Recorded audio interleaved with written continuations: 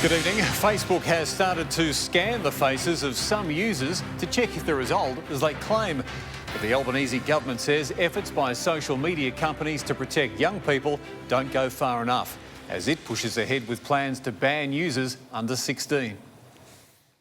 In the hands of children, a direct portal to pornography, violence and extremism. Really terrifying to think about, and you can't control everything that they're doing. Isabel Mullen, 7 News. The alleged teen terrorist at the centre of the church stabbing in Wakeley is facing additional charges as investigators analyse some 60,000 photos and videos from his phone. It comes as 6 more people, including a teenager, were charged over the riots that erupted outside. They have been wanted since April. Police! Search warrant! Open the door! Leonie Ryan, 7 News.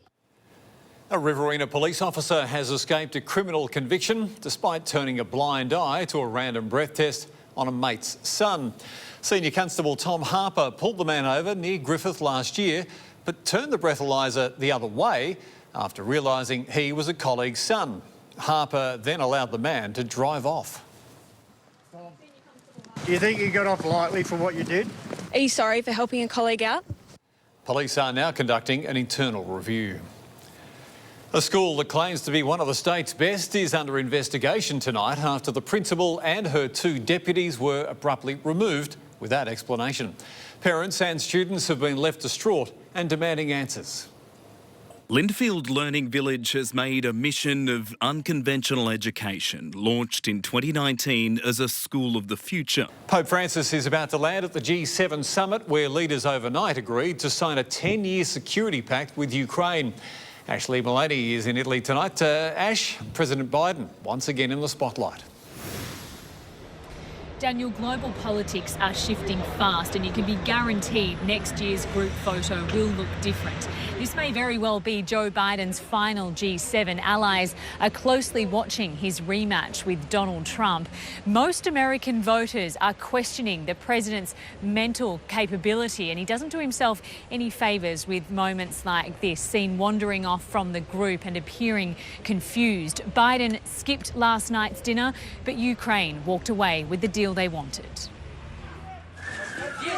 The salvo of Russian rockets arrived on cue, straight into the Ukrainian president's hometown. A pointed message to Volodymyr Zelensky. In Puglia, Italy, Ashley Mullaney, 7 News. The medical breakthrough helping cancer patients in the country. We'll have more on that technology for you next. Donald Trump returns to DC for the first time since those Capitol riots.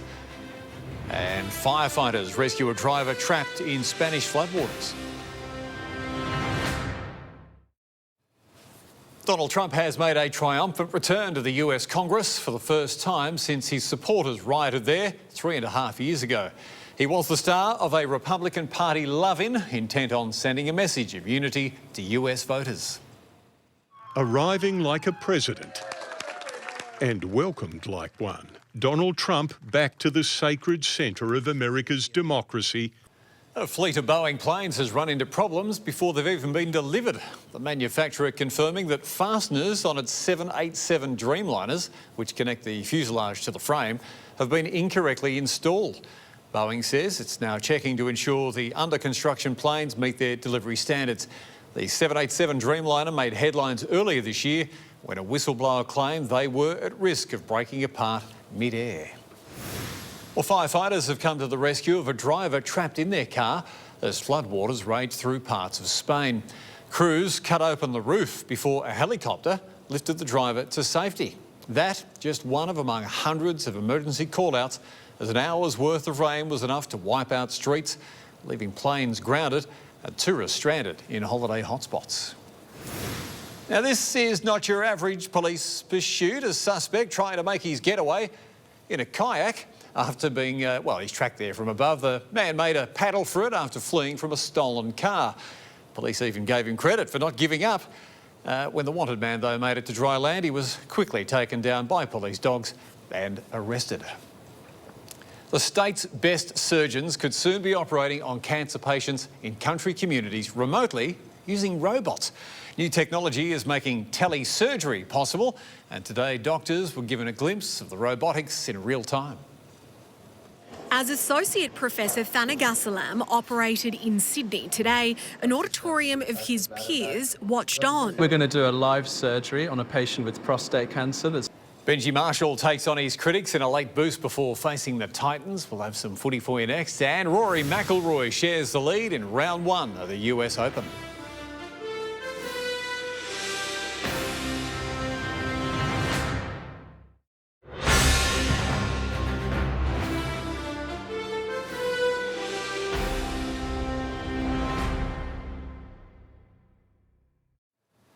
A welcome bonus for Benji Marshall and he's battling West Tigers. David Fafita is out of the Titans team tomorrow.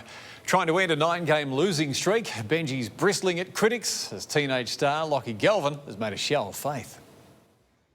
At one end of Leichhardt Oval, one of the most fierce and intense packs you could ever face. And that's what you have to do.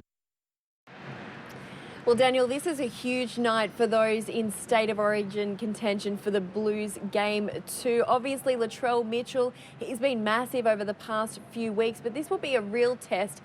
The crowd numbers are probably going to be a little bit down tonight. It is not the best weather here in Sydney, despite it being a massive game. Luckily for me, I have the Mark Hughes Foundation beanie on, the beanie for brain cancer, raising money, of course, for a good cause, and I am snug as a bug. And you look at too, Jalissa, thanks. The Red Hot Swans can open a 3-game gap on top of the AFL and continue their best start since World War I. They can do that against the Crows. They'll do it tomorrow night. Yeah, we don't look at that. Mid-season's a long year. Inside the 4 walls, we're working very hard to keep getting better and making that gap bigger. That's your night and the weekend sport. I'll have a look at your national weather details next. Harley, you've got yours. This is a photo from out at Port Macquarie Way.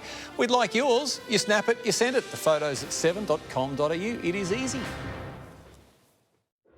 Tonight's weather report brought to you by Energy Australia. Your weekend is just around the corner, so let's have a look at your national weather details. We'll kick it off with that satellite picture. Fair bit of cloud that's had some isolated showers today. Decent falls through Newey, some scattered showers through parts of our state, and they'll continue in part around parts of the coast tomorrow. You can see there, just pause that, it's around 10 o'clock tomorrow morning. It's really around Port Macquarie, Kempsey, you'll see the lion's share. As you head further then, I'll just animate that a little further, they start to sort of peter off. You might see a couple of showers around Byron.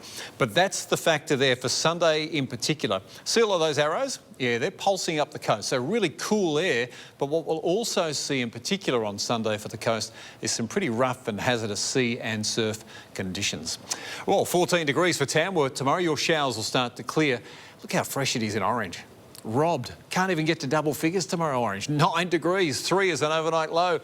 You've got the 17s, 18s and 19s along the coast.